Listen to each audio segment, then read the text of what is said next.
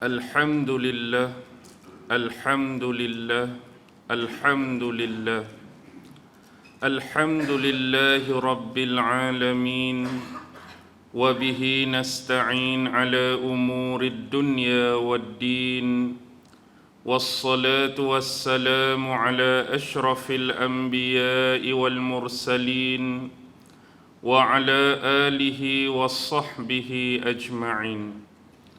سبحانك لا علم لنا إلا ما علمتنا إنك أنت العليم الحكيم. قال رب اشرح لي صدري ويسر لي أمري واحلل عقدة من لساني يفقه قولي.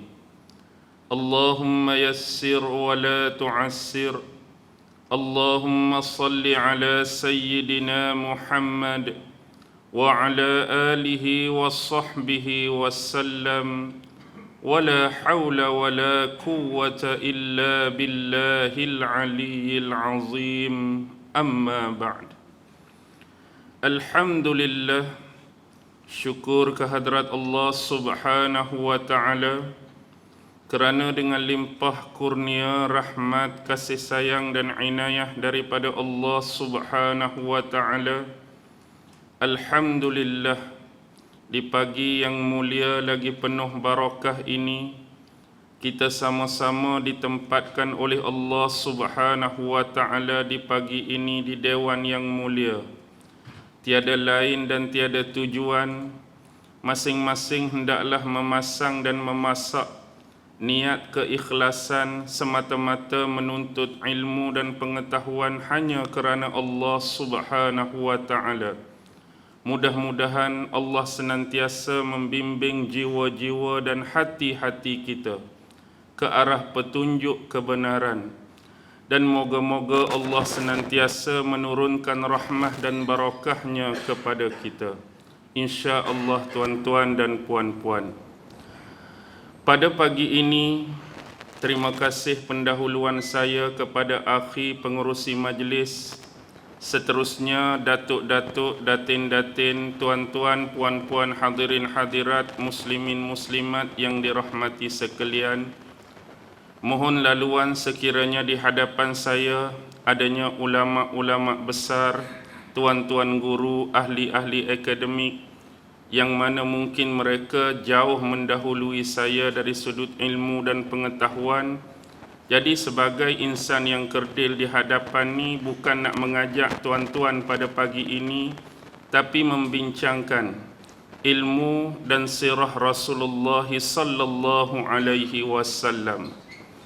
Apa yang saya nak bawa dan saya kongsi dengan tuan-tuan adalah perkara yang paling penting dan asas yang dilakukan oleh baginda junjungan besar Nabi Muhammad sallallahu alaihi wasallam selesai ataupun usai daripada peristiwa perjanjian Hudaibiyah.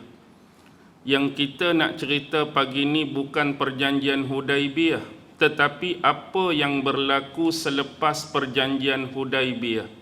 Tetapi kelas paling awal kita akan menggamit sedikit memori yang berlaku ketika perjanjian Hudaibiyah yang berlaku pada tahun 6 Hijrah, yang mana asalnya Rasulullah dan para sahabat telah keluar daripada bumi Madinah semata-mata untuk menziarahi bumi Mekah yang sudah lama ditinggalkan dan dirindui oleh Rasulullah dan sahabat.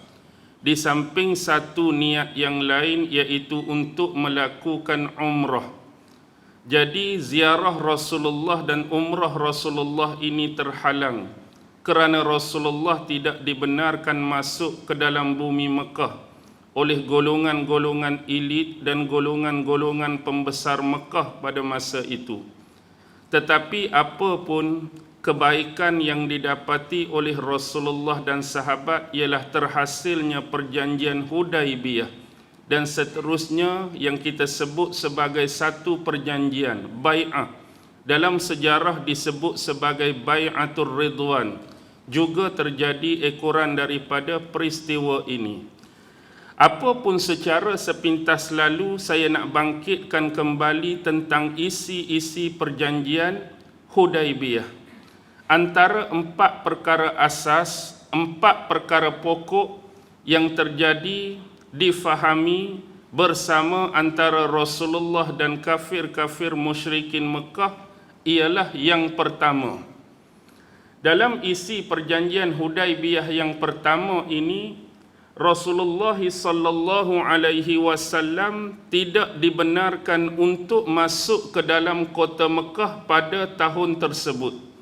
Rasulullah tak diberi keizinan untuk masuk ke dalam kota Mekah pada tahun tersebut. Tetapi Rasulullah diizinkan masuk pada tahun yang berikutnya. Tahun depan Rasulullah boleh datang bersama sahabat-sahabat beliau untuk masuk dalam Mekah dan melakukan ibadah umrah. Itu pun dia punya time limitation. 3 hari sahaja dibenarkan Rasulullah masuk ke dalam bumi Mekah. Dan Rasulullah juga dibenarkan untuk membawa pedang. Pedang yang dimaksudkan di sini ialah pedang yang menjadi sekadar untuk pertahanan diri. Di sisi orang-orang Arab, pedang bentuk ini dimaksudkan ialah pedang yang berada di dalam sarungnya. Maksudnya pedang yang digunakan untuk tujuan dalam perjalanan yang aman. Itu yang pertama.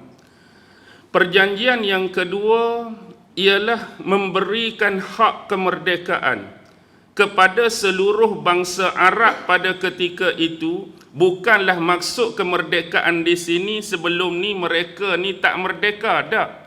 Kemerdekaan yang dimaksudkan di sini kebebasan untuk mana-mana golongan, kabilah ataupun suku Arab mengikat perjanjian dengan mana-mana kumpulan yang mereka sukai. Sebagai contoh, sekiranya ada suku-suku tertentu atau kabilah-kabilah tertentu yang nak mengikat perjanjian dengan orang Islam, orang-orang kafir musyrikin Mekah tak boleh halang. Begitu juga sebaliknya, mana-mana suku atau kabilah Arab yang nak mengikat perjanjian dengan kafir musyrikin Mekah, orang Islam pun tak boleh nak menghalangnya. Sebagai contoh, selepas perjanjian ini Bani Khuza'ah telah mengikat perjanjian dengan sahabat-sahabat Muslim yang lain. Manakala kabilah Bani Bakar mengikat perjanjian dengan kafir musyrikin Mekah.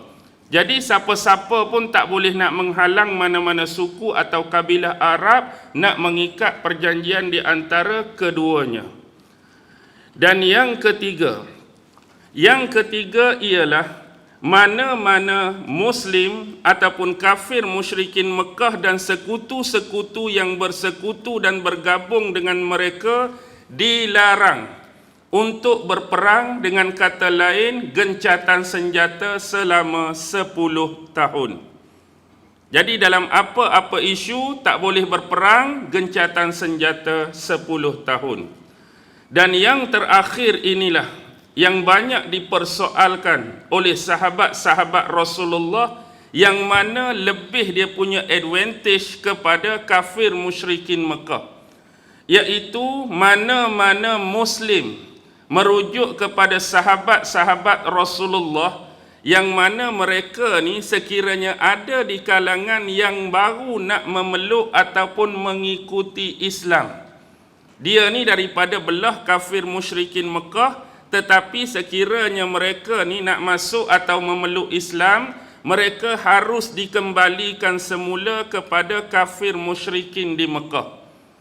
Jadi kalau mereka nak masuk, mereka harus dikembalikan semula. Manakala sahabat-sahabat Muslim ni sekiranya mereka ni nak menukar agama, konon-kononnya kalau mereka nak murtad dan pergi kepada pihak kafir musyrikin Mekah, kafir musyrikin Mekah tidak perlu mengembalikan sahabat ini kepada Rasulullah sallallahu alaihi wasallam. Nampak macam berat sebelah lah kan? Nampak macam berat sebelah. Tetapi Rasulullah pada masa itu amat-amat meyakini bahawa tidak ada di kalangan sahabatnya yang mungkin akan bertukar arah ataupun dengan bahasa lain murtad pada waktu itu. Dan ini berlaku sejurus selepas sesuatu yang amat kita kata memeranjatkan, sebab surat ini ditulis oleh Sayyidina Ali bin Abi Talib. Ada berlaku beberapa kekecohan sebenarnya semasa nak menulis surat ini, kerana ada beberapa orang daripada pemimpin kafir musyrikin Mekah yang tak mau menggunakan terma-terma yang diharuskan oleh Rasulullah dalam isi perjanjian surat tersebut. Apapun surat ini, perjanjian ini setelah selesai diperhatikan oleh beberapa orang sahabat dan ada beberapa wakil daripada pihak mereka. Antara contoh yang jadi wakil penelitian kepada perjanjian ini 4 sahabat besar itulah, iaitu Abu Bakar, Sayyidina Umar, Sayyidina Uthman dan Sayyidina Ali. Dan ada lagi 4 orang sahabat, iaitu Abdurrahman bin Auf, antara penyaksi kepada isi surat ini. Abdullah bin Suhail bin Amir juga penyaksi kepada surat ini. Sa'ad bin Abi Waqqas juga berada di tempat kejadian. Muhammad bin Maslamah juga berada di sana. Ini adalah antara wakil-wakil pihak Muslim. Manakala 3 terbesar yang diwakili oleh kaum musyrikin Mekah ialah Abu Ubaidah Al-Jarrah. Kemudian ada Mikras bin Hafs. Kemudian ada Huwaitib bin Abdul Uzza. Ini antara tokoh-tokoh mereka. Jadi selesai saja isi surat ini, berlaku sesuatu perkara yang memeranjatkan. Kerana salah seorang daripada anak pembesar Mekah, iaitu Suhail bin Amir. Suhail bin Amir ni salah satu nama yang dianggap pembesar Mekah. Tiba-tiba anak dia datang menghadap Rasulullah dalam keadaan tangannya yang terikat, iaitu Abu Jandal. Sebenarnya Abu Jandal ni dia duduk di Mekah, dia dah berminat nak masuk kepada Islam dan ada riwayat sebut dia dah memang Islam. Tetapi kerana keislamannya ni dia diberkas, dia dibelenggu oleh bapaknya tak mau keluar. Jadi lepas perjanjian ni dia pi keluar, menyatakan keislaman dia dan dia nak dibawa oleh Rasulullah ni nak balik ke Madinah. Kalau boleh, dia itulah harapan dia, dia nak bersama. Sebab abang dia, salah seorang penyaksi surat tadi, saya sebut nama Abdullah bin Suhail bin Amir, tu abang dia. Yang ni adik dia Abu Jandal, nama betul dia ialah Ash bin Suhail bin Amir. Jadi dia nak menyertai abang dia. Tetapi akibat perjanjian ni, tengok isi poin nombor 4 tadi, mana-mana yang nak mengikuti Islam, tak boleh, dia kena kembalikan semula kepada mereka. Jadi akibat daripada tu, Suhail ni dia tampak anak dia depan Rasulullah sallallahu alaihi wasallam. Dia tampak anak dia Abu Jandal ni. Jadi dia sebut kepada Nabi dengan nada sinis dan perli, "Wahai Muhammad, ini adalah buah dan hasil pertama daripada perjanjian kita pada hari ini." Maksud poin dia tertuju pada nombor 4 tadi. Jadi Rasulullah ni mendoakan kepada Abu Jandal tadi ataupun Aish supaya dia bersabar dan meneguhkan pendirian dia. Mudah-mudahan di masa akan datang Allah memberikan ataupun melorongkan kelapangan dan kemudahan dia untuk bersama dengan sahabat Muslim yang lain. Lalu dia bawa semula ke bumi Mekah. Itu antara rentetan-rentetan peristiwa yang berlaku dalam isi-isi perjanjian, isi-isi peristiwa dalam perjanjian Hudaibiyah. Tetapi selang 3 minggu, yang ni poin yang saya nak bicarakan pada pagi ini. Selepas 3 minggu selesai dan habis perjanjian Hudaibiyah, otomatiknya Rasulullah dan para sahabat mula kembali ke bumi Madinah. Dan sepanjang nak kembali semula ke bumi Madinah ni, ada di kalangan sahabat-sahabat yang memang masih bergelora dalam hati masing-masing, iaitu ketidakpuasan hati tentang poin nombor 4 tadi. Lebih-lebih lagi yang berlaku di hadapan mereka isu Abu Jandal tadi. Jadi Rasulullah amat benar-benar memahami persoalan ini dan dia bukan memandang ringan apa yang tersimpan di dalam hati sahabat-sahabat. Dan ketika dalam perjalanan pulanmu memang ada sebahagian wahyu yang turun kepada Rasulullah dan Rasulullah terus membacakan kepada sekalian para sahabat tadi. Bila sampai di Madinah, Rasulullah mula memikirkan suatu perkara yang lebih besar. Apa yang ingin dimaksudkan dan diandaikan oleh Rasulullah perkara yang lebih besar. Pertama, dalam pandangan Rasulullah, musuh Islam yang pertama-tama sekali, maksudnya awal-awal Rasulullah menyeru dan mendakwahkan Islam ini, yang paling awal dan pertama menentang ialah golongan kafir-kafir musyrikin di Mekah. Dan inilah penentang yang paling kuat pun di kalangan paganisme, penyembah-penyembah berhala pada masa itu. Tetapi bagi pendirian Rasulullah, walaupun mereka adalah merupakan penentang yang pertama dan yang paling kuat, tetapi kerana pointed nombor 3 tadi, iaitu apa-apa pun yang berlaku tidak boleh terjadi peperangan dan pertumpahan darah untuk tempoh selama 10 tahun. Maksudnya buat apa pun tidak ada gangguan lagi. Jadi untuk sementara waktu tempoh yang panjang ini, bagaimana Rasulullah nak menguruskannya dengan baik. Manakala dari sudut yang kedua, yang tu musuh di luar kota Madinah, bagaimana musuh yang berada di dalam kota Madinah, terutama 3 suku Yahudi yang terbesar. Bagaimana pula bentuk ancaman-ancaman ini? Adakah sudah selesai atau sebaliknya? Kita juga tahu dan sedia maklum dalam sejarah ada 3 suku Yahudi yang terbesar. Yahudi Bani Qainuqa, Yahudi Bani Nadir, Yahudi Bani Quraizah. Tetapi yang berlakunya perjanjian Hudaibiyah sudah sampai fasa tahun ke-6 Hijrah. Ini tahun ke-6 Hijrah punya cerita. Sedangkan Bani Qainuqa sudah diusir dan dihalau seawal 2 Hijrah lagi. Bani Qainuqa sudah diusir dan dihalau pada tahun yang kedua Hijrah. Mereka menuju ke Wadil Qura buat sementara, kemudian mereka menuju ke Azri'at, kemudian ada sebahagian pi ke Khaybar. Kemudian pada tahun yang keempat Hijrah, di sini ada perselisihan daripada ulama. Saya sebut pandangan yang pertama tentang Yahudi Bani Nadir. Tokoh antara tabi'in yang besar, Imam Ibn Shihab Az-Zuhri, mengatakan pengusiran dan penghalauan Yahudi Bani Nadir berlaku juga tahun 2 Hijrah. Tetapi sebahagian besar ulama-ulama sirah dan sejarah lain mengatakan hal ini berlaku pada tahun keempat Hijrah. Apapun, Yahudi Bani Nadir juga sudah diselesaikan. Mereka juga dihalau. Dan ramai pemimpin-pemimpin utama mereka, terutama Huyai bin Akhtab, Salam bin Mishkam, Azal bin Samwal sudah berhijrah ke Khaybar. Yang tinggal cuma Yahudi Bani Quraizah. Tetapi mereka juga sudah disettlekan pada tahun sebelum Hudaibiyah, iaitu tahun ke-5 Hijrah, usai selepas peperangan Ahzab. Yang semalam saya sudah ceritakan, habis hari ini perang Ahzab, hari ini juga Rasulullah diperintahkan supaya memerangi Bani Quraizah.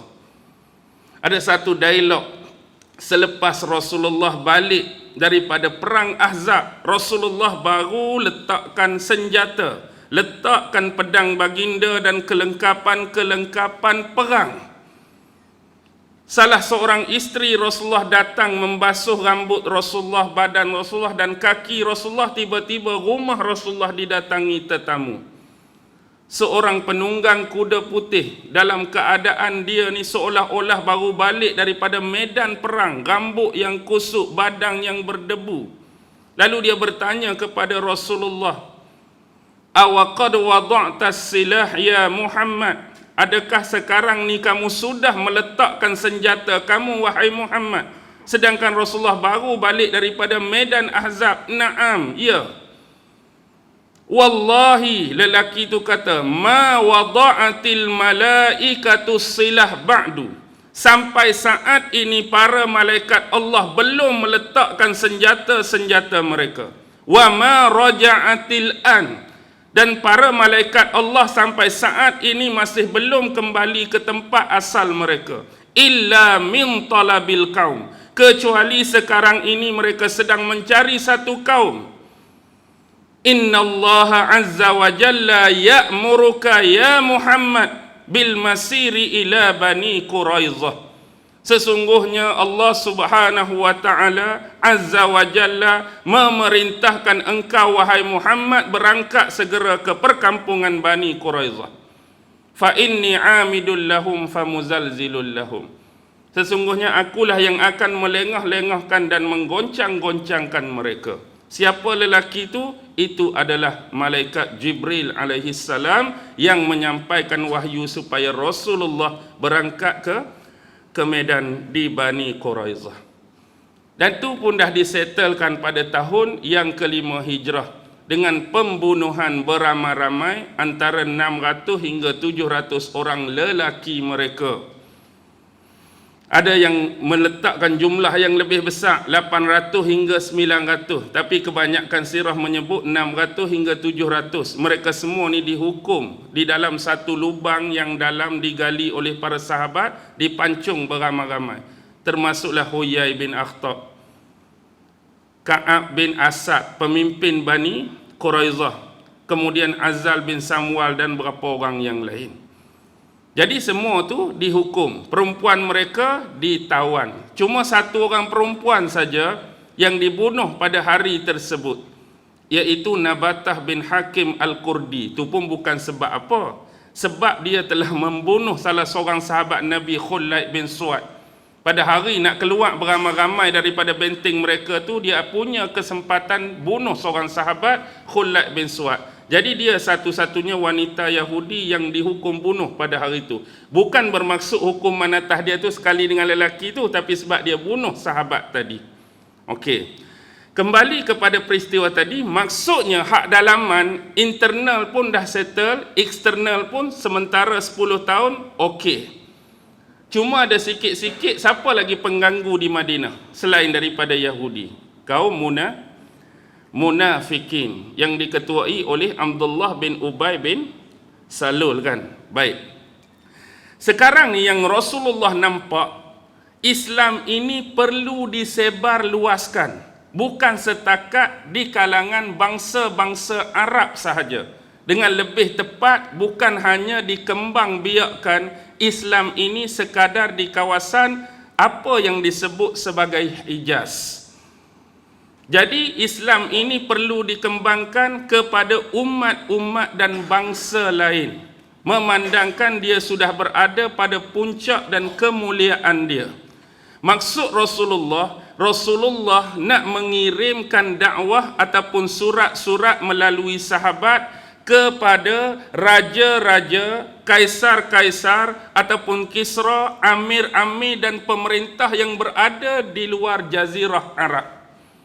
Sebab antaranya Rasulullah ni diutuskan bukan untuk bangsa tertentu, bukan untuk sekadar bangsa Arab, tetapi sebagai rahmatan lil alamin, iaitu rahmat kepada sekalian alam. Jadi dah sampai masa Rasulullah menyampaikan dakwah ini kepada golongan-golongan ataupun kaum-kaum bangsa-bangsa di luar kelompok Arab. Jadi atas dasar hal tersebut, Rasulullah juga membimbangi satu perkara. Sebab isu yang nombor 4 pada perjanjian Hudaibiyah tu seolah-olah masih lagi bergelora.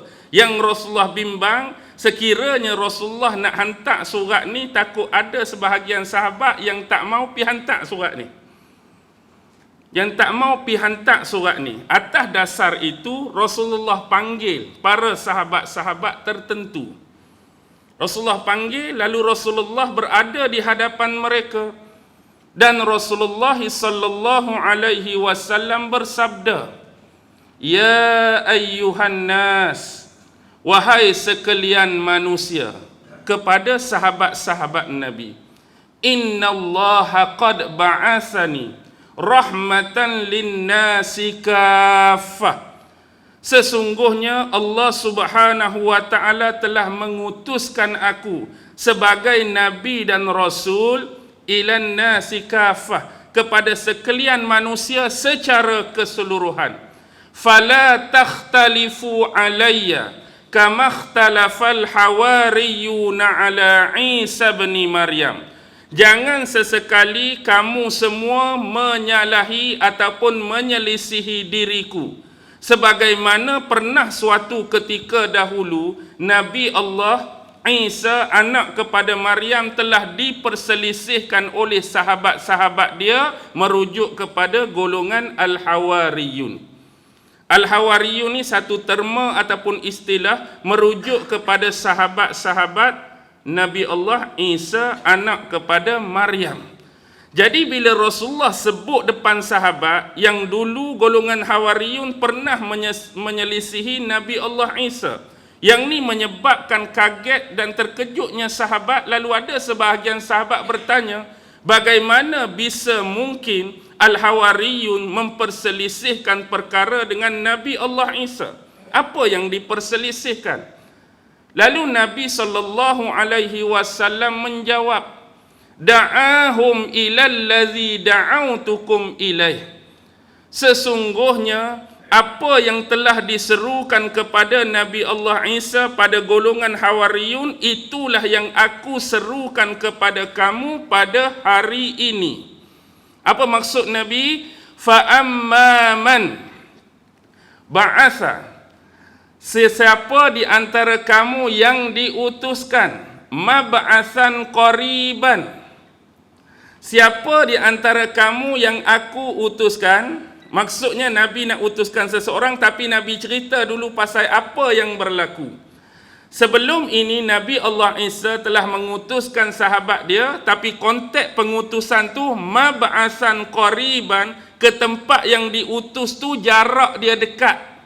Faradiya wasallama, bila yang diutus tu jarak dia dekat, dia rela, dia redha, wasallama, dan menerimanya.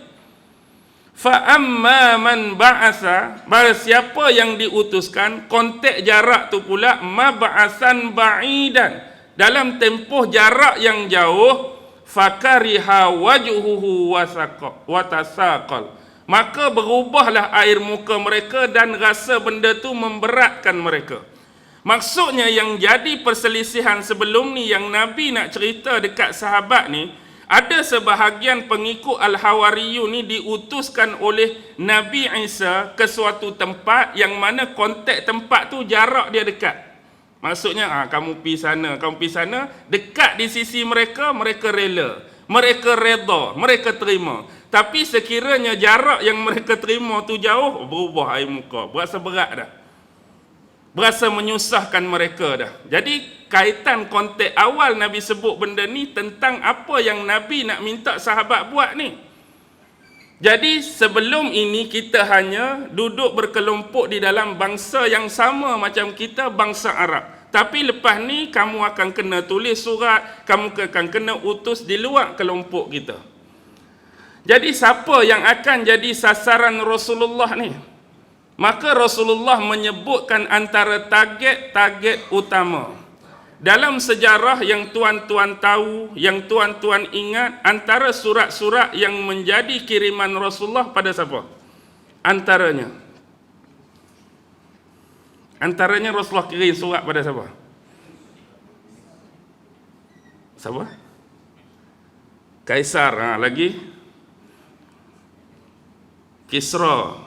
Lagi okey, yang ni saya boleh tulis insya-Allah, walaupun saya tak pakai mic, saya tulis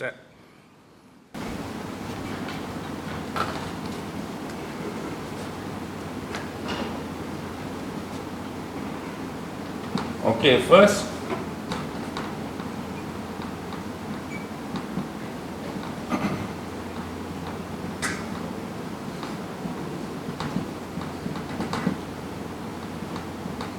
First, Kaisar Romawi Timur. Siapa dia? Irak. Raja Heraklius. Ataupun isi surat disebut Hirqal kan. Bahasa Arab dalam surat tu kalimah Hirqal.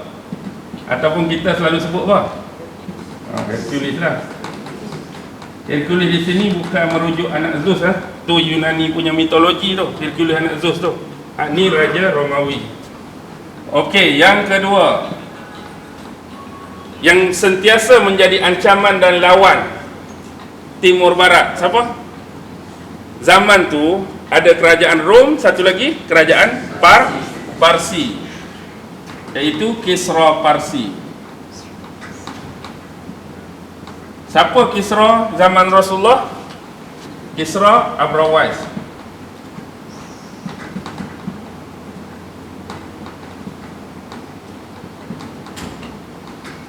Okey, yang ketiga, yang sahabat berhijrah 2 kali sebelum hijrah ke Madinah, cari perlindungan sementara di mana? Habsyah. Siapa raja dia?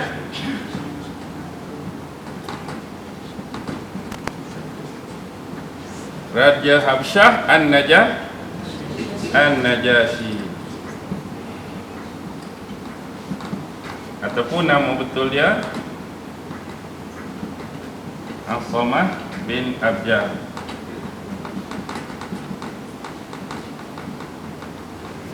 Okey, keempat Mesir. Siapa Mesir? Gubernur Mesir.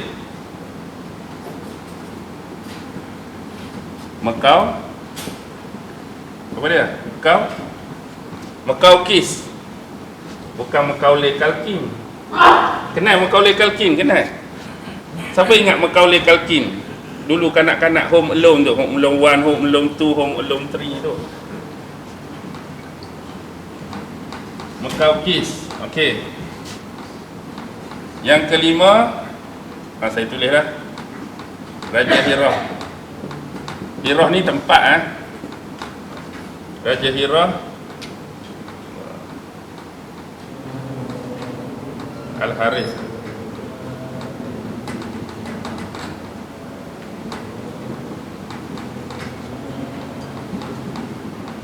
Al-Haris bin Syammal. Okey, Hirah ni dia ada satu tempat di mana? Di Dimash. Dimash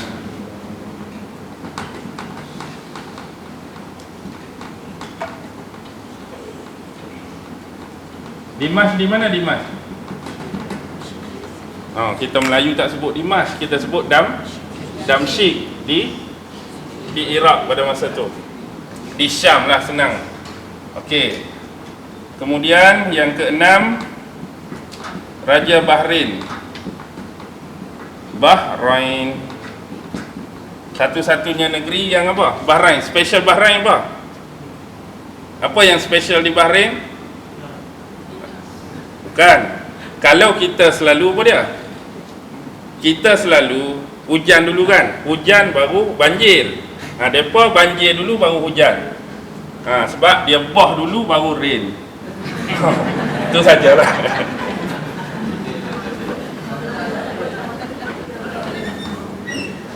Okey, Raja Bahrain. Siapa dia Raja Bahrain? Munzir bin Sawah.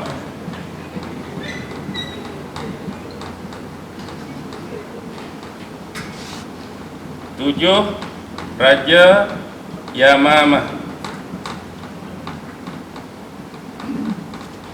Hauza bin Ali. Lepas tu Rasulullah juga mengirim surat kepada Amir Basrah, penguasa di Basrah.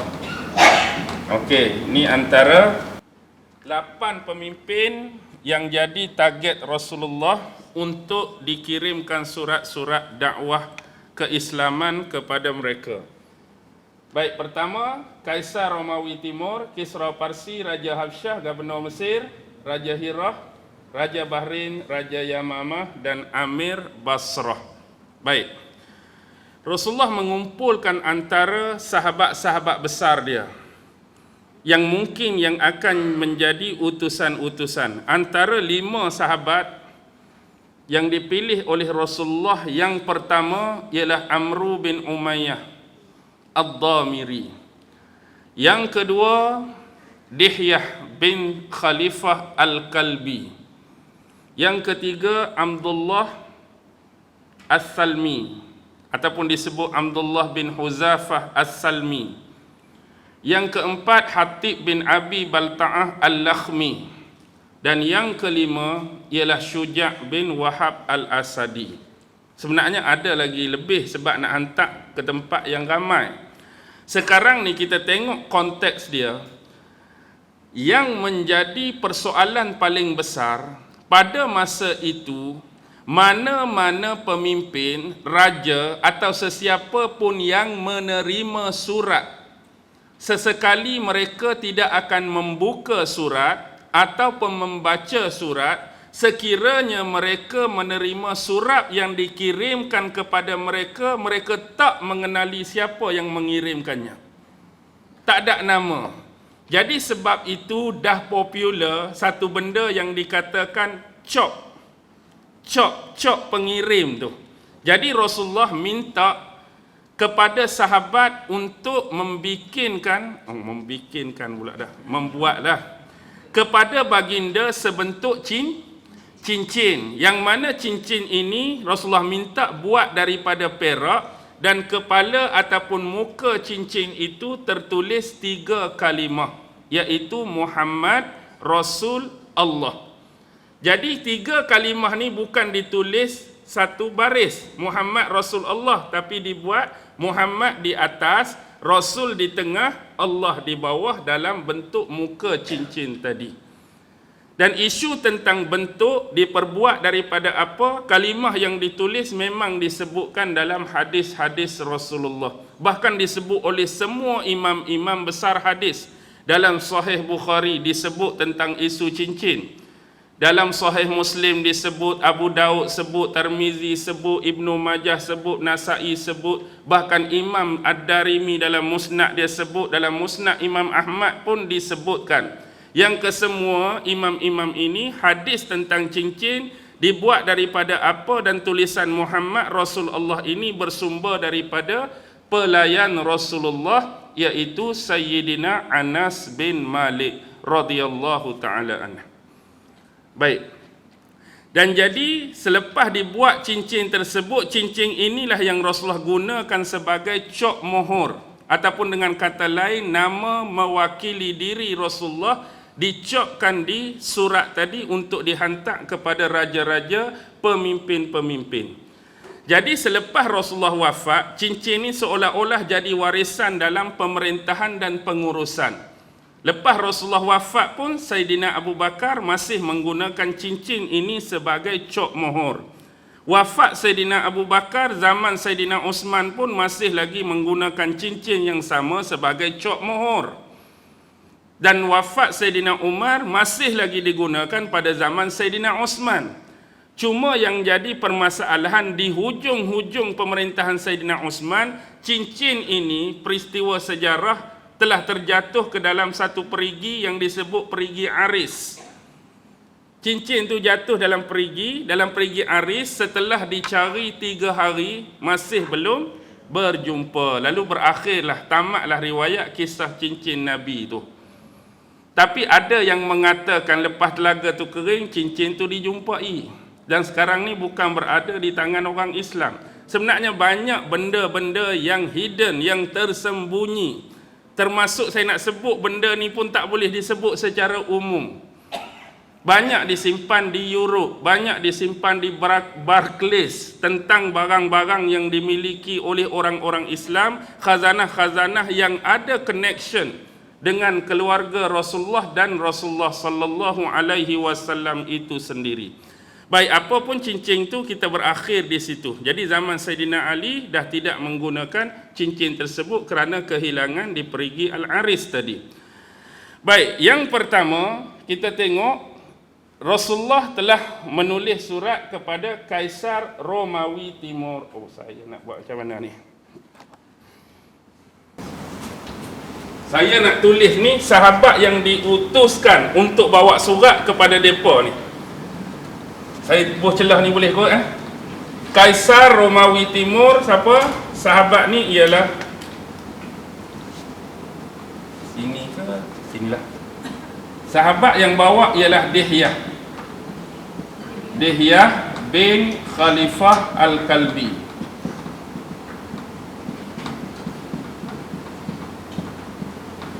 Ini sahabat yang bawa surat Rasulullah kepada Kaisar Rom. Siapa yang bawa kepada Kisra Parsi? Abdullah bin Huzafah As-Sahmi.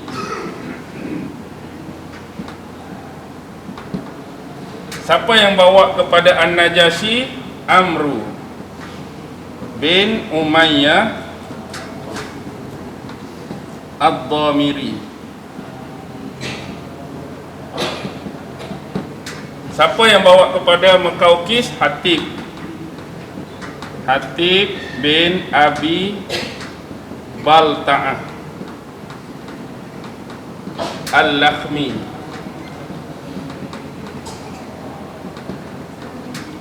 Kepada Al-Haris bin Syamar. Ini Syuja' bin Wahab. Syuja' bin Wahab Al-Asadi. Kepada Raja Bahrain, Munzir bin Sawab. Ni sahabat, nama dia Ala bin Al-Hadrami.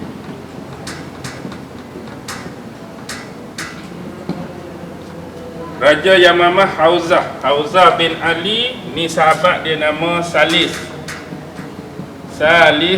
bin Amir Al-Amiri. Amir Basrah Haris.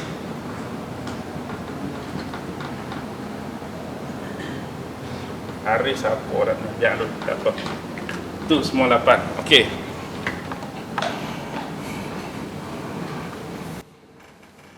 Baik, kita tengok Kaisar Romawi Timur dihantar oleh Dihyah bin Khalifah Al-Kalb. Pernah dengar tak nama sahabat ni? Kebiasaannya ni bukan nama sahabat-sahabat yang famous dan popular kan. Mungkin tak pernah dengar semua pun ada kot. Ada yang pernah dengar. Dihyah bin Khalifah Al-Kalb. Dihyah bin Khalifah ni dikatakan sebagai seorang sahabat yang wajah dia mirip dengan siapa? Wajah dia mirip dengan siapa Dihyah? Dengan malaikat Jibril kan. Pasal apa dengan malaikat Jibril? Dia sebenarnya mungkin kesilap fahaman. Dulu perang Bani Quraizah dulu, yang kita cerita perang Bani Quraizah, waktu Rasulullah dengan 3,000 sahabat ni bertolak ke perkampungan Bani Quraizah, sebelum sampai di benteng Bani Quraizah, Rasulullah melalui satu tempat yang bernama Syawrain. Di Syawrain ini Rasulullah bertemu dengan 2-3 sahabat. Jadi Rasulullah bertanya kepada mereka, hal marra bikum ahadun? Adakah sepanjang kamu berada di sini kamu nampak ada sesiapa melintas ataupun melewati kawasan ni? Jadi sahabat duduk situ, dia kata sepanjang kami duduk sini kami tak pernah tengok ataupun melihat sesiapa pun yang lalu dan melintas di sini kecuali ada seorang. Yang mana sifat dia ni, dia naik keldai, dia naik birol. Birol berwarna putih. Atas belakang birol tu ada pelana. Pelana tu dilapik dengan kain sutera. Dan kami mengira, tengok kepada iras wajah dia, dia itu salah seorang sahabat, iaitu Dihyah ni lah. Dihyah bin Khalifah Al-Kalb. Jadi Rasulullah senyum. Apa jawapan Rasulullah? Zalika Jibril bu'isa ila Bani Quraizah yuzalzilu bihim husunahum wa yaqzifur ru'ba fi qulubihim. Yang sebenar itu adalah Jibril, diutuskan oleh Allah kepada perkampungan Bani Quraizah. Yuzalzilu bihim husunahum, untuk menggoncang-goncangkan benteng mereka, wa yaqzifur ru'ba fi qulubihim, dan untuk menanamkan rasa takut dan gentar di dalam hati-hati mereka. Jadi atas dasar tu, sebab itulah ada ayat yang menyebut Dihyah ni muka dia sama dengan Jibril tu. Sebenarnya kalau kita tengok situ, kebetulan masa tu dia menyerupai macam muka Dihyah. Kalau dia menyerupai macam sahabat lain, orang akan kata sahabat tu pula muka tu boleh buat macam-macam kan. Jadi yang sebenarnya bukan hak pure, tapi itulah keadaan sebenar kepada isu yang dikatakan Dihyah menyerupai rupa Jibril tu. Baik, Dihyah ni sebelum dia sampai kepada Raja Kaisar ni, Nabi pesan satu benda kepada dia supaya sebelum surat ni diserahkan kepada Kaisar, minta bantuan dengan Syammar tadi. Al-Haris bin Syammar ni. Sebab Al-Haris bin Syammar Al-Ghassani. Al-Ghassani ni Raja Hirah. Raja Hirah termasuk Raja-Raja Ghassan. Raja-Raja Ghassan ni adalah proksi kepada pemerintahan Rom. Dia ada dua bangsa Arab ni, kerajaan Ghassaniyah dulu di Syam, dia proksi kepada Rom. Satu lagi Lakham, dia proksi kepada Parsi. Jadi dulu dah ada orang-orang Arab yang bertindak sebagai buffer ataupun proksi bagi kerajaan besar. Kerajaan besar dulu. Contoh ni macam Ghassan ni, Raja Hirah ni dia proksi kepada Rom. Manakala Lakham dia proksi kepada Parsi. Jadi Rasulullah suruh minta bantuan kepada Syammar tadi supaya menyampaikan surat ni kepada Heraklius ataupun Hercules tadi. Jadi dia pun pilah jumpa kawan ni.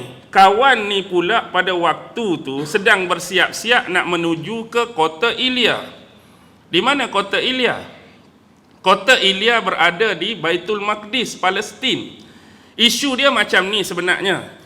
Sebelum surat ni sampai pada Heraklius, sebelum tu terjadi peperangan besar antara Rom dan Parsi. Sebelum peperangan Rom dan Parsi terjadi dan tercetus, Raja Heraklius pernah bernazar. Sekiranya dalam peperangan ni dimenangi oleh Rom, maka dia bernazar dia nak berjalan kaki daripada Konstantin, iaitu istana dia di Himsa tu, dia akan jalan kaki sampai ke Palestin. Dia nak berjalan kaki daripada Konstantin, pusat pemerintah Romawi Timur. Nazar dia nak berjalan kaki sampai ke kota Ilya di Palestin. Kemudian dia nak pergi solat, sujud. Solat cara dia lah. Sujud 2 rakaat sebagai sujud syukur. Jadi kebetulan waktu nak pergi hantar surat tu, kawan tu tak ada. Heraklius tu nak menyempurnakan nazar dia. Dan pula Syammar ni sebagai wakil Rom di Dimash ni nak pi buat sambutan besar-besaran. Sebab di jalan-jalan tu rakyat tu suruh buka jalan dan berikan penghormatan sepanjang raja ni berjalan. Jadi atas sebab tak mau mengecewakan sahabat Nabi ni, dia kata aku akan utuskan kepada kamu seorang sahabat aku. Yang ni lah sahabat Adi bin Hatim. Waktu tu Adi bin Hatim ni masih beragama Nasrani. Jadi kawan ni lah akan bawa kamu jumpa dengan Heraklius. Kebetulan Heraklius berada di Himsa pada masa tu. Di Himsa ni satu kota di Dimash. Baik. Jadi jumpa dengan Heraklius. Jadi nak disambut ni. Sebelum nak jumpa dengan Heraklius, dia ni dijaga dan dikawal oleh pengawal-pengawal Heraklius. Jadi mari salah seorang utusan mengatakan, nanti bila kamu masuk jumpa dengan Heraklius ni, kamu kena tundukkan kepala kamu dalam keadaan bersujud dan jangan angkat kepala sehingga diperintahkan pada kamu. Yang ni dia lawan. Walaupun dia nak hantar surat Nabi, dia kata aku sekali-kali tidak akan sujud kepada manusia hatta Heraklius kecuali hanya kepada Allah. Kamu kena buat? Tidak. Akhir sekali dia dibenarkan juga masuk. Jumpalah. Lalu dia serahkan surat tadi. Surat tu Heraklius tak ambil, tetapi melalui Adi bin Hatim yang bawa dia tadi. Adi ambil dengan Dihyah, kemudian bagi kepada Heraklius. Heraklius buka. Agak-agak tulisan apa nak dihantar pada dia? Tulisan apa? Yang paling formal tulisan Arab, jadi dia tak akan faham. Jadi dia panggil dia punya juru terjemah, juru bahasa, suruh baca tu.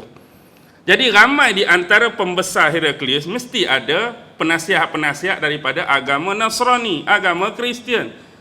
Jadi seolah-olah nasihat daripada mereka supaya Heraklius mengabaikan surat Nabi tu. Mengabaikan surat Nabi. Cuma special dalam sejarah, ramai di antara kita yang terlepas pandang kisah Ibnu Nasr. Ibnu Nasr ni adalah salah seorang uskup. Bila saya sebut uskup, faham tak apa makna uskup? Uskup tahu? Kalau kita hari ni ada yang dikatakan uskup, ada yang dikatakan, ada setengah tempat sebut kardinal, ada tempat sebut patriarch, ada tempat sebut padri, senanglah, jenis orang-orang besar. Jadi salah seorang uskup di kota Ilya tu Ibnu Nasr, dia merupakan kawan dan sahabat baik kepada Heraklius. Jadi pernah Heraklius meminta pandangan daripada Ibnu Nasr tentang isi surat tu. Saya ringkaskan cerita, akhirnya dengan isi surat tu Ibnu Nasr sendiri masuk Islam. Ibnu Nasr masuk Islam dan dia menyarankan kepada Heraklius supaya masuk Islam. Dan Heraklius pun sebut bahawa memang aku membenarkan dan mempercayai Muhammad tu sebagai Nabi. Tapi sebab dia nak jaga kedudukan dan kekuasaan dia, dia tak masuk Islam. Tapi surat Nabi dia jaga betul-betul kan. Kemudian isu ini juga pada masa itulah dipanggil Abu Sufyan yang kebetulan berdagang pada masa tu. Dia panggil pula Abu Sufyan, tanya tentang Nabi Muhammad, orang ni macam mana, dia ada dialog yang panjang. Apapun Ibnu Nasr masuk Islam. Jadi ramai dah orang-orang di Ilya pada masa tu tak senang hati sepanjang Dihyah berada di situ. Ibnu Nasr tu asyik bersama dengan Dihyah. Apa yang dia ni main ni tiba-tiba berubah Ibnu Nasr? Perubahan itu jelas ketara bila hari Ahad dia tak keluar untuk bagi khutbah kepada penganut-penganut agama Nasrani. Awal hari Ahad ni tak keluar ni, jadi orang lagi berasa tak seronok. Tiba-tiba beberapa kali Ahad tak keluar. Dan alasan yang diterima oleh rakyat pada masa itu, Ibnu Nasr sakit. Dan akhirnya last kali dia keluar juga dalam keadaan berpakaian berjubah putih, bukan memakai pakaian kebesaran uskup Nasrani, dan menyatakan keislaman dia. Akhir sekali dia dibantai, dikeronyok ramai-ramai sampai dia terbunuh. Tapi alhamdulillah dia meninggal dalam keadaan Islam. Tu sedikit berkenaan dengan Ibnu Nasr uskup Ilya. Tapi Raja Rom jaga benda-benda tu. Sebab tu antara special Rom ni, antara Rom dengan Parsi, seolah-olah Rasulullah lebih memihak kepada Rom. Dan ada hadis-hadis Rasulullah yang akan bersama dengan tentera-tentera Islam akhir zaman pun ialah daripada Rom. Cuma yang dipersiskan Rom tu siapa? Ada setengah Rom tu Eropah, Rom tu UN, ada setengah Rom tu duk terjemahkan kepada belah timur sebab merujuk kepada kekuasaan Romawi Timur, Konstantinopel. Ada kata Rusia, ada kata belah-belah Syria. Tapi biarlah itu khilaf, wallahu alam, Allah yang lebih mengetahui. Cuma bagi orang yang nak tahu lebih, teruskan kajian anda tentang hal tersebut. Baik, kembali kepada Dihyah, dia dah serah. Itu tentang Raja Romawi. Kemudian Kisra Parsi, Abrawais. Kisra Abrawais ni, bila dia terima surat Nabi, apa yang dia buat? Ni berbeza. Dia koyak kan? Dia koyak surat Nabi, mencari-carikan surat Nabi. Bila Abdullah bin Huzafah As-Sahmi ni, dia balik beritahu dekat Rasulullah, Rasulullah terus mendoakan kepada dia, Allahumma mazzik mulkahu. Sebagaimana dia mencorak dan merabik-rabikkan surat kiriman Nabi, moga-moga Allah juga mencari-cari dan merobak-rabikkan pemerintahan ataupun kerajaan dia. Tak berapa lama, apa yang berlaku? Dia dibunuh oleh puteranya sendiri, iaitu Syairuwaihi kan.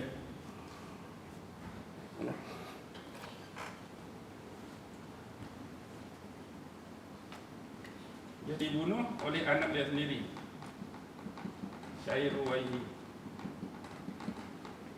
Tak berapa lama Syairuwaihi pula kena bunuh dekat saudara perempuan dia.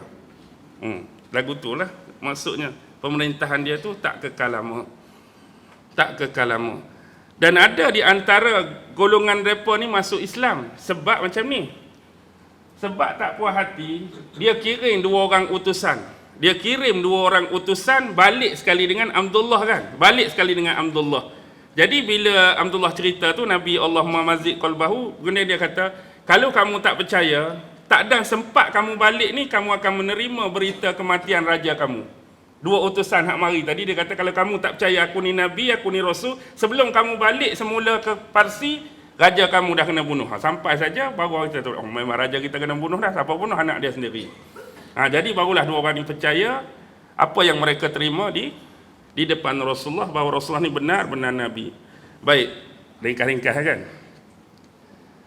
Raja Habsyah An-Najasyi, yang ni terkenal dah. Sebab sebelum ni pun Rasulullah pernah minta perlindungan dengan An-Najasyi. Hijrah ke Habsyah kali pertama, hijrah ke Habsyah kali kedua.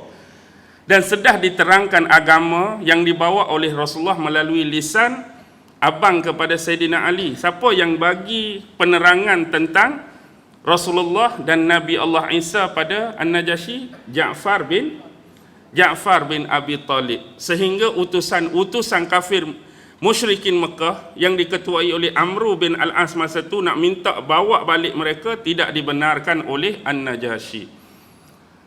Tidak dibenarkan oleh. Sebenarnya Rasulullah utus 2 surat pada An-Najasyi berbeza dengan yang lain. Satu surat untuk menyatakan dakwah Islam. Satu surat lagi untuk apa, tuan-tuan? Pada masa itu salah seorang yang berada di bumi An-Najasyi ialah anak Abu Sufyan,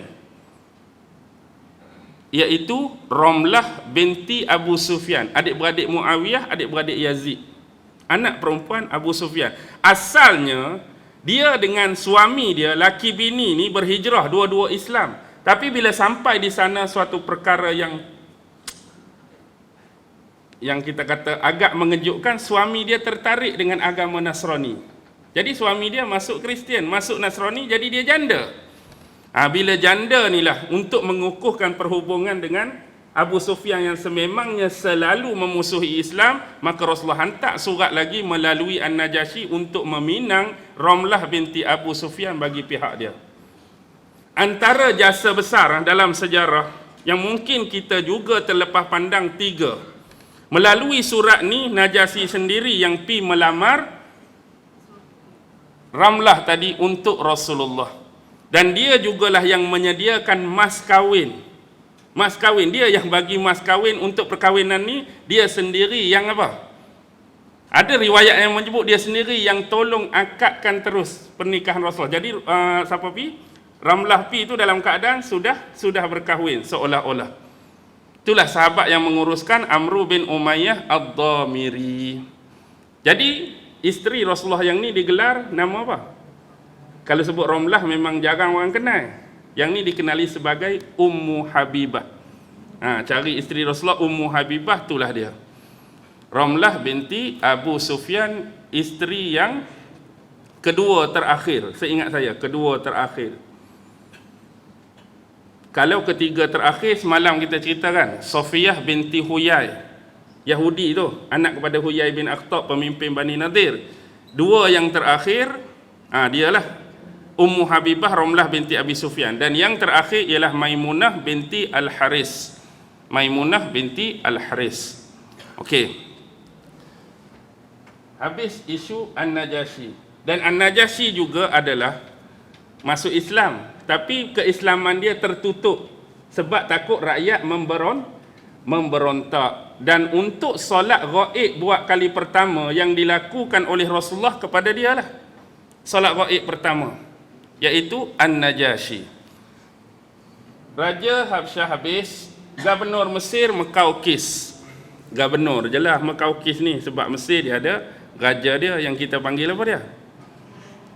Fir'aun lah kan. Baik, Mekaukis ni memerintah salah satu, otomatik mereka adalah Koptik kan. Koptik, Kristian Koptik, ataupun disebut Kristian Ortodok. Di Mesir masih ada lagi Gereja Kiamah Kubra, dipanggil Gereja Kiamat Besar. Sejarah Gereja Kiamat Besar ni banyak saya ambil. Saya nak abang pun malu, tapi saya boleh sebutlah antara 2 pedri yang bukan agak besar, sederhana, adalah 2 guru saya di Mesir. Sebab saya mengambil kesempatan setiap Ahad untuk mempelajari tafsir Injil dan tafsir Bible daripada mereka. Salah seorang ialah Baba Betrik. Baba tu kira tahap macam baba kita lah, Betrik. Jadi kita menerima. Maksudnya bukan apa, kita belajar tu untuk memahami dari lisan mereka sendiri. Kadang-kadang skeptik kita jadi salah. Sebab contoh, mereka baca tafsir kita, baca dalam keadaan bersendirian untuk cari hujah, menolak kan. Ni Quran, dia cari tafsir, dia baca sendiri, dia faham sendiri. Jadi banyak ini berlaku kesilapfahaman. Begitu juga, maybe kemungkinan besar kita baca Bible, kita baca tafsir Bible sendiri, kita jadi silap faham. Jadi untuk bagi kepahaman sebenar, kita kena tanya orang dia, ni cerita ni pasal apa sebenar dia? Siapa individu ni? Apa tafsir dia? Apa huraian dia? Baru kita jelas. Kadang-kadang sebab sembrono ni mungkin boleh berlaku kesilapan, tu kita tak nafi dalam proses pembelajaran. Baik, kembali pula kepada Mekaukis tadi, walaupun Mekaukis tu menolak, tapi dia tetap mengirimkan banyak hadiah kepada Rasulullah. Antara hadiah yang utama ialah 2 orang jariah, Maryah Al-Kiptiyah. Sebab tu Maryah Al-Kiptiyah, sebab mesin ni Koptik tadi, Kipti. Dan seorang lagi adik dia, Sirin. Jadi Rasulullah menerimanya. Ada kata 4 orang, ada 2 lagi perempuan. Dalam riwayat, seorang nama Qaisar, seorang nama Barirah. Barirah ni berkulit hitam, berkulit gelap. Tapi kita ambil yang popular, Maryah dengan Sirin. Bila sampai pada Nabi, Nabi ambil Maryah kan? Jadi seolah-olah kalau dalam isteri Rasulullah, yang 12 tu, sebelah orang Maimunah, yang last betul-betul isteri, dan dia ambil Maryah yang ke-12. Seorang lagi Sirin. Sirin ni Rasulullah bagi kat siapa? Syairul Rasul, penyair Rasulullah, iaitu sahabat Hasan bin Sabit. Hasan bin Sabit, Syairul Rasul. Dan juga dihadiahkan kepada Rasulullah 12 helai kain yang diperbuat daripada sutra. Dan ada juga bau-bauan, wangi-wangian daripada kota Nabha, satu kota yang popular, wangi-wangian di Mesir. Dan juga ada seekor kuda yang cantik. Kuda ni diberi nama Maimun. Sorry lah kalau ada orang nama Maimun, tak ada kena-mengena dengan ni. Kuda tu nama Maimun. Kemudian diberi seekor kaldai yang diberi nama Ya'fur. Ada pula Bighal, diberi nama Duldul. Duldul. Nama-nama. Rasulullah pun kalau dia dapat kuda ke unta ke, memang dia bagi nama. Rasulullah ni semua ada nama. Kemah dia ada nama, perisai dia ada nama, pedang dia ada nama.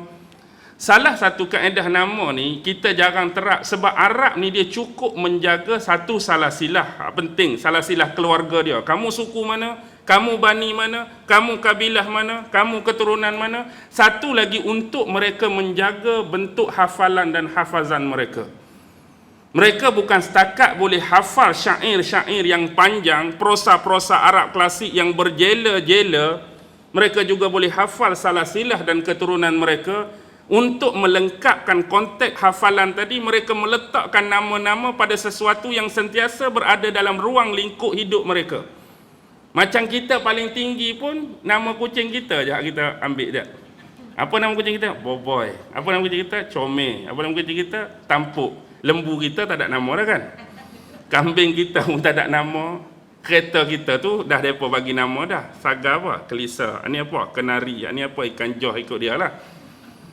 Tapi apa pun tu semua. Tengok binatang, unta Rasulullah ada nama. Unta Rasulullah yang terkenal apa? Quswa kan? Quswa yang hadiah daripada Sayyidina Abu Bakar waktu nak hijrah. Rasulullah banyak guna. Antara yang paling penting Rasulullah guna di mana?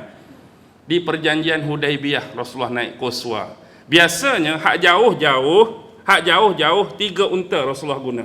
Hak perjalanan jauh, makan masa berbelah-belah hari. Quswa, Adba, Jada'a.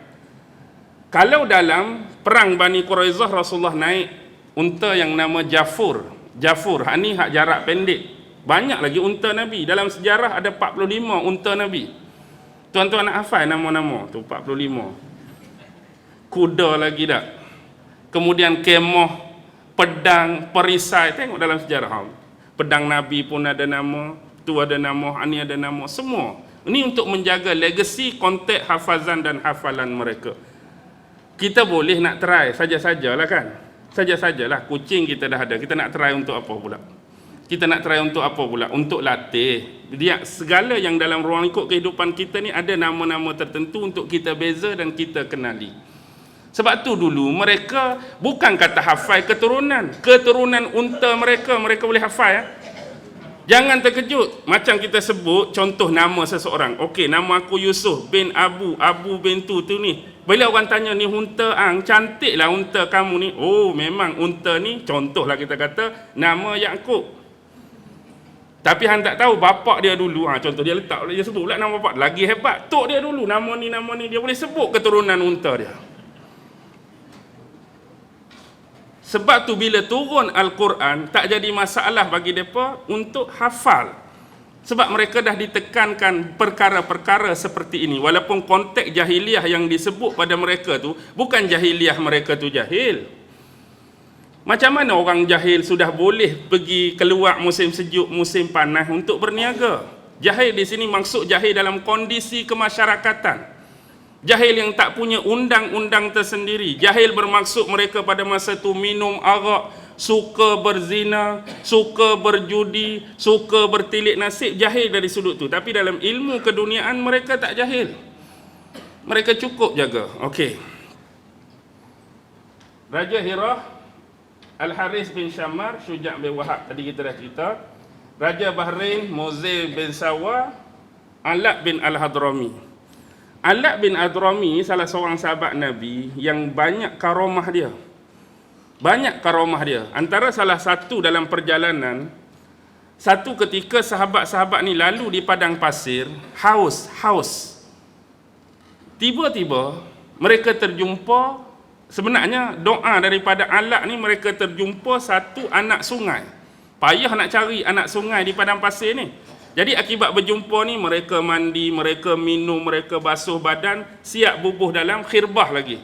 Khirbah tahu tak? Khirbah ni macam bekas air lah. Bekas air yang kantung daripada kulit tu. Jadi orang Eropah dia ada macam cowboy punya tu kan. Cowboy dulu, pernah tengok cerita cowboy tak? Cowboy kan dia ada bekas bulat tu kan. Depa tu kulit juga ke kayu? Yang bekas bulat tu. Depa kulit juga ke kayu? Kulit juga. Cowboy tahu kan? Hyde Chaparral. Zaman dulu kan, Hyde Chaparral, Virginia, tu cerita-cerita hak dulu-dulu. Baik. Alaq Hadrami ni, depa mandi. Kemudian ada seorang sahabat, dia berasa tak puas hati. Macam mana sungai ni boleh ada duduk sini? Kemudian dia sengaja, tanpa pengetahuan orang, dia sengaja tinggalkan khirbah dia tepi sungai. Kemudian sahabat pun berjalan meninggalkan sungai. Sampai tengah jalan dia kata, oh minta maaf, aku terpaksa unduk ke belakang, aku tertinggal khirbah aku. Dia nak tahu. Tiba-tiba sampai di situ, anak sungai tak ada, khirbah dia saja ada tengah-tengah padang pasir. Maksudnya sungai itu adalah sungai yang bolehlah maybe kita katakan satu kurniaan Allah pada masa itu akibat doa daripada Alaq. Sebenarnya tak wujud pun sungai di situ. Dan satu yang special, Alaq ni mayat dia tak tahu ke mana. Sebab sebelum meninggal, dia meninggal di tengah padang pasir tu, dia minta Allah lindungi jasad dia. Jadi dia meninggal, lepas tu sahabat nak pergi urus, tak tahu dia ke mana dah. Mayat dia tak tahu ke mana. Tu sahabat yang hebat, Alaq bin Hadrami. Kemudian Raja Yamamah, Hauza bin Ali, Salis bin Amir Al-Amiri, sampaikan kepada dia. Yang terakhir, satu-satunya yang dibunuh, nombor 8 tu. Satu-satunya yang terbunuh, Haris ni. Sebab Haris ni, sebelum dia sampai kepada Amir Basrah tu, dia lalu kawasan Mu'tah. Satu tempat yang bernama Mu'tah, dia berjumpa dengan pemimpin, bukan pemimpin Mu'tah. Di Mu'tah tu, pemimpin ni daripada keluarga Ghassan. Nama dia Syurahbil bin Amir. Syurahbil ni tanya Haris, kamu daripada mana? Aku datang daripada Madinah. Berkemungkinan kamu ni utusan Muhammad. Ya, aku utusan Muhammad nak jumpa dengan Amir Basrah. Akibat dia ni bagi tahu dia utusan Muhammad, maka dia dibunuh oleh Syurahbil. Jadi inilah satu-satunya sahabat yang tak kembali. Semua sahabat ni bergerak di hujung akhir tahun yang ke-6 Hijrah. Akhir 6 Hijrah, semua tu kembali dan sampai pada Rasulullah pada Muharram 7 Hijrah. Maksudnya Muharram awal bulan tahun. Muharram 7 Hijrah semua sampai kecuali Haris. Dan melalui peristiwa pembunuhan Haris di Mu'tah, tuan-tuan pasti tahu ada satu peperangan di Mu'tah. Sebab ni lah, sebab utusan Rasulullah dibunuh. Jadi Rasulullah berperang di Mu'tah. Walaupun Rasulullah pi ke tak pi? Rasulullah tak pi kan, perang Mu'tah. Perang Mu'tah ni lah yang mengorbankan siapa? Takut saya tertukar. Sahabat hak 3 orang tu, hak Rasulullah sudah beri macam satu clue tu, Mu'tah ke mana? Saya takut saya tertilap dengan perang lain.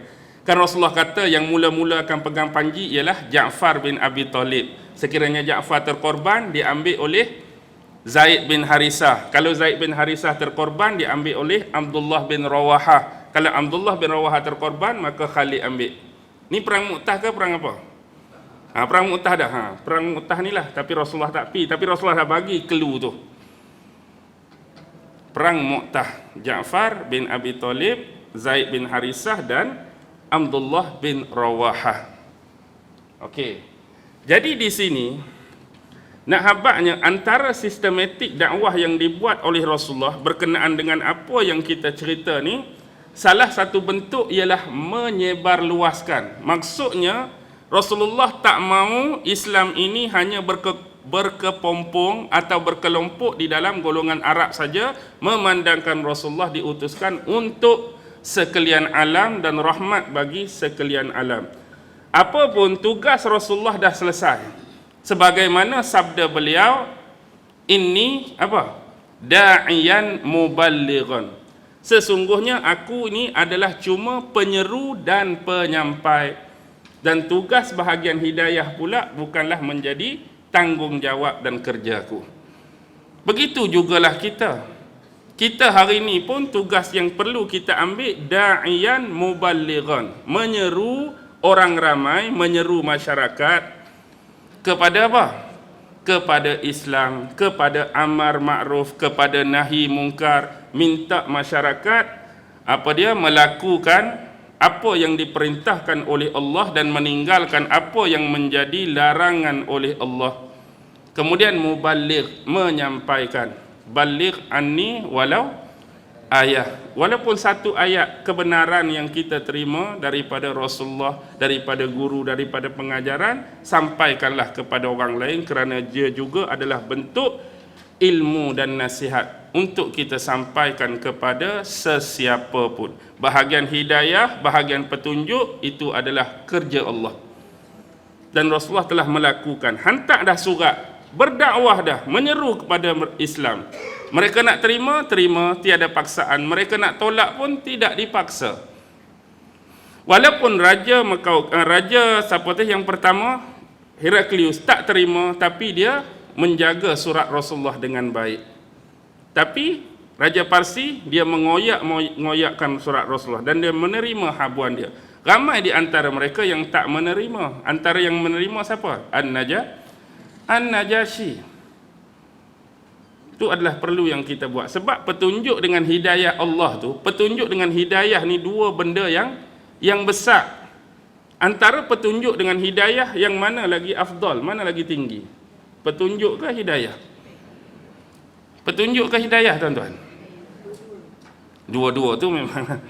Sebab tu kita habis bercerita wabillahi taufik wal hidayah. Dia sebut taufik dulu baru hidayah. Sebab taufik tu lelaki, hidayah tu perempuan. Kalau gabung dua-dua, dia jadi pemain badminton Indonesia, Taufik Hidayat. Kalau gabung dua-dua, tapi taufik dengan hidayah mudah macam ni. Taufik ni lagi tinggi, lagi sukar. Hidayah adalah bentuk kefahaman. Bentuk kefahaman yang dikurniakan oleh Allah. Dengan kata lain, bila seseorang tu dapat hidayah, dia ni diberi jalan untuk mengenal mana yang hak, mana yang batil, mana yang baik, mana yang salah, mana yang hitam, mana yang putih. Siapa-siapa yang diberi hidayah, Allah bagi pengenalan pada diri dia, nak kenal hak mana bagus, hak mana tak bagus, hak mana baik, hak mana betul. Tetapi petunjuk kenapa jadi lebih tinggi? Sebab ni adalah sesuatu yang banyak berlaku pada kita. Senang mudah nak faham petunjuk ialah tidak semua orang boleh ikut kebenaran yang dia tahu. Siapa yang dapat petunjuk ialah orang yang boleh ikut kebenaran yang dia tahu dan dia boleh tinggalkan ketidakbenaran yang dia tahu. Sekarang ni hidayah dulu, ni baik, ni tak baik. Tetapi petunjuk ni, Allah melorongkan seseorang tu boleh ikut benda baik yang dia tahu. Payah ni. Payah tuan-tuan. Kita nak ikut benda baik yang memang dah kita tahu. Kenapa payah? Kita tahu semayang tu baik, tapi berapa ramai yang tak semayang. Payah nak ikut benda baik yang kita tahu. Hak ni pula Tuhan kata dah jangan mengumpat, tapi nak tinggalkan mengumpat hak tak baik yang kita tahu pun payah. Mengumpat kita tahu tak baik, tapi nak meninggalkan mengumpat hak kita tahu tak baik tu payah tuan-tuan. Kenapa payah? Hari-hari Hari-hari mengumpat tu maksudnya payah nak ikut benda baik yang kita tahu, payah nak tinggal benda yang tak baik yang kita tahu juga. Puasa wajib, kita tahu puasa baik, tak puasa tak baik. Tapi berapa ramai yang tinggal puasa? Dia tahu puasa tu baik tapi dia sendiri tak puasa. Boleh faham tak petunjuk? Petunjuk ni payah nak ikut benda baik yang kita tahu. Berlaku tak pada kita tuan-tuan? Oh, berlaku banyak benda baik kita tahu tapi kita tak mau ikut. Banyak benda buruk yang kita tahu tapi hak tu lah kita duk godam, hak tu lah kita duk buat. Petunjuk tu tinggi. Jarang orang akan dapat petunjuk. Kalau dapat hidayah pun alhamdulillah, dapat petunjuk pun lagilah bagus. Kalau berhenti pun okey dah ni kan. Saya pun penat dah ni. Semalam pun tidur pukul berapa dah? Mana Arif? Semalam pun balik pukul berapa? Semalam kat pukul 1:30 dah. Tak berapa nak tidur lagi. Tapi tak apalah, lebih kurang sejam dah kita ni. InsyaAllah ada iklan Ustaz. Boleh faham dah tadi ya? InsyaAllah lah, sama-sama. Saya pun boleh sampaikan je. Yang bagi pemahaman kepada tuan-tuan siapa? Bukan saya. Allah Subhanahu Wa Ta'ala yang bagi faham. Baik. Dan sebelum berakhir, kita mendoakan mudah-mudahan Allah senantiasa memberikan kelapangan masa, kesihatan tubuh badan kepada kita untuk senantiasa menuntut sebahagian ilmu-ilmu yang diberi dan dikurniakan oleh Allah Subhanahu Wa Ta'ala. Akhir kalam yang baik tetap datang daripada Allah. Yang lemah, yang kurang, yang serba tak kena tu tak ada orang lain lah, datang dari diri saya sendiri. Wabillahi taufiq wal hidayah. Wassalamualaikum warahmatullahi ta'ala wabarakatuh. A'udzu billahi minasyaitonir rajim. Bismillahirrahmanirrahim. Allahumma innaka ta'lam anna hazihil quluba qad ijtama'at ala mahabbatik waltaqat ala ta'atik wa tawahhadat ala da'watik wa ta'ahadat ala nusrati syari'atik.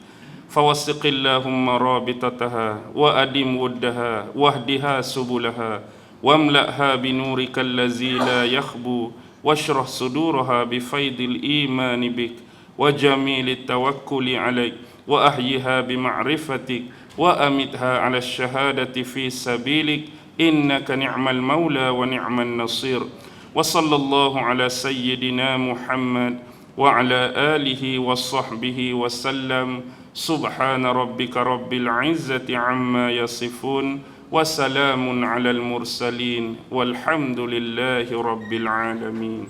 الله أكبر.